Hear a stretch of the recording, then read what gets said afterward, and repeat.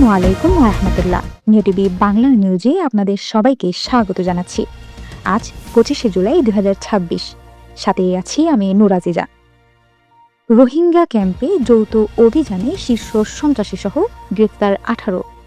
কক্সবাজারের টেকনাফ উপজেলার নীলা ইউনিয়নের নয়াপাড়ার রেজিস্টার্ড রোহিঙ্গা ক্যাম্প ও আশেপাশের বিভিন্ন ব্লকে আইনশৃঙ্খলা বাহিনীর সমন্বয়ে ব্যাপক চিরুনি অভিযান পরিচালনা করা হয়েছে।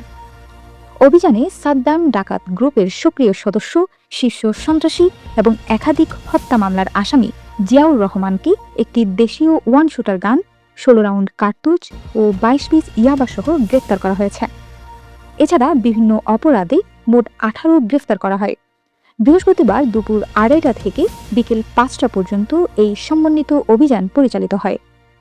পুলিশ সূত্রে জানা গিয়েছে 16 আর্মড পুলিশ ব্যাটালিয়ন এপিবিএন, জেলা police, Bangladesh coast guard, BGB, Ansar, RAB, CIC office এবং টেকনাফ উপজেলার প্রশাসনের সমন্বয়ে গঠিত প্রায় 230 সদস্যের একটি দল অভিযানে অংশ নেয়। ক্যাম্প এলাকায় অবস্থানরত অবৈধ অস্ত্রধারী, মাদক কারবারি, পরোয়ানাভুক্ত আসামি, অপহরণকারী, চাঁদাবাজ এবং বিভিন্ন সন্ত্রাসী গোষ্ঠীর সক্রিয় সদস্যদের গ্রেফতারের লক্ষ্যে এই বিশেষ অভিযান পরিচালনা করা হয়।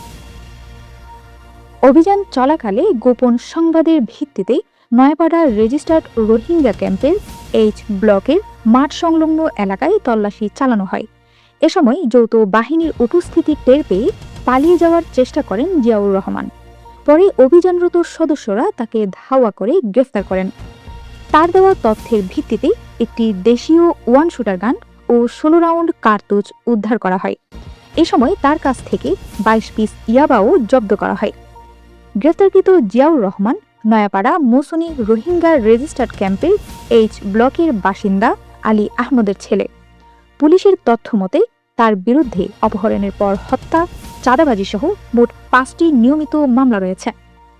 অভিযানে জিয়াউর রহমান ছাড়াও পরোয়ানাভুক্ত একজন এবং মাদক মামলার আরও একজন আসামিকে গ্রেফতার করা হয়। এছাড়া অনলাইনে জুয়া খেলার অভিযোগে 14 জনকে আটক করা হয়। পরে আটক ব্যক্তিদের টেকনাফ উপজেলা প্রশাসনের ভ্রাম্যমাণ আদালতে হাজির করা হলে 5 জনকে বিভিন্ন মেয়াদে কারাদণ্ড দেওয়া হয় এবং বাকি 9 জনকে বিভিন্ন রোহিঙ্গা ক্যাম্পে জনকল্যাণমূলক সশ্রম কাজে নিয়োজিত করার নির্দেশ দেওয়া হয়। গ্রেফতারকৃত ব্যক্তিদের বিরুদ্ধে প্রয়োজনীয় আইনানুগ ব্যবস্থা গ্রহণের প্রক্রিয়া চলমান রয়েছে বলে জানিয়েছে আইনশৃঙ্খলা বাহিনী। 16 আর্মড পুলিশ ব্যাটালিয়নের এপিবিএন অধিনায়ক অতিরিক্ত ডিআইজি মোহাম্মদ কাউসার শিকদার বলেন, রোহিঙ্গা ক্যাম্পে সন্ত্রাস, অপহরণ, মাদক ও অস্ত্রধারীদের বিরুদ্ধে এ ধরনের বিশেষ অভিযান ভবিষ্যতেও অব্যাহত থাকবে। ক্যাম্পের আইনশৃঙ্খলা পরিস্থিতি স্বাভাবিক রাখতে কোনো অপরাধীকে ছাড় দেওয়া হবে না। সাধারণ রোহিঙ্গাদের নিরাপত্তা নিশ্চিত করতে সব বাহিনী সমন্বিতভাবে কাজ করছে। রোহিঙ্গা সংকট রাজনৈতিক ব্যর্থতার ফল, রাজনৈতিকভাবেই এর সমাধান হতে হবে, পররাষ্ট্রমন্ত্রী।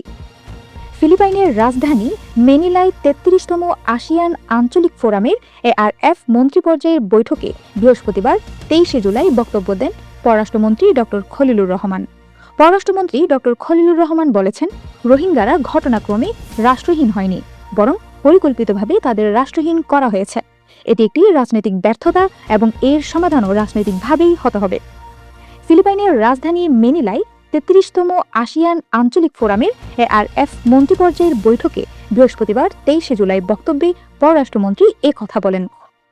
এ সময় রাখাইন রাজ্যে 13 লাখের বেশি রোহিঙ্গার নিরাপদ ও টেকসই প্রত্যাবাসন নিশ্চিতকল্পে বৈঠকে অংশগ্রহণকারী দেশগুলোর প্রতি মিয়ানমারে অনুকূল পরিবেশ সৃষ্টিতে সম্মিলিতভাবে কাজ করার আহ্বান জানান ড খলিলুর রহমান।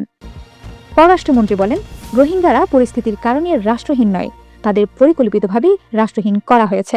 এটি একটি রাজনৈতিক ব্যর্থতা, যার জন্য রাজনৈতিক সমাধান প্রয়োজন।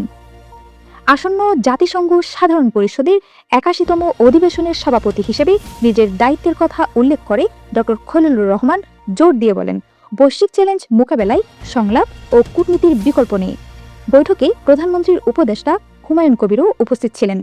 পররাষ্ট্র মন্ত্রণালয়ের একজন জ্যেষ্ঠ কর্মকর্তা ইউএনবিকে জানান, প্রায় 1 দশক ধরে বাংলাদেশ 13 লাখের বেশি রোহিঙ্গাকে আশ্রয় দিয়ে আসছে, যা দেশের উপর উল্লেখযোগ্য সামাজিক, অর্থনৈতিক, পরিবেশগত ও নিরাপত্তাজনিত চাপ সৃষ্টি করেছে। বাংলাদেশ আন্তর্জাতিক সম্প্রদায় এবং আঞ্চলিক গুরুত্বপূর্ণ অংশীদারদের প্রতি কূটনৈতিক উদ্বেগ জোরদারের আহ্বান জানিয়ে আসছে, যাতে রোহিঙ্গাদের দ্রুত মিয়ানমারে প্রত্যাবাসন সম্ভব হয়। এ সময় সমুদ্রসীমা সংক্রান্ত বিরোধ নিষ্পত্তিতে সংশ্লিষ্ট সব রাষ্ট্রকে সর্বোচ্চ সংযম প্রদর্শনের আহ্বান জানান ড. খলিলুর রহমান। আজকের বাংলা মিউ টিভি নিউজ এখানেই শেষ করছি। আপনারা সুস্থ থাকুন, ভালো থাকুন। আসসালামু আলাইকুম ওয়া রাহমাতুল্লাহ।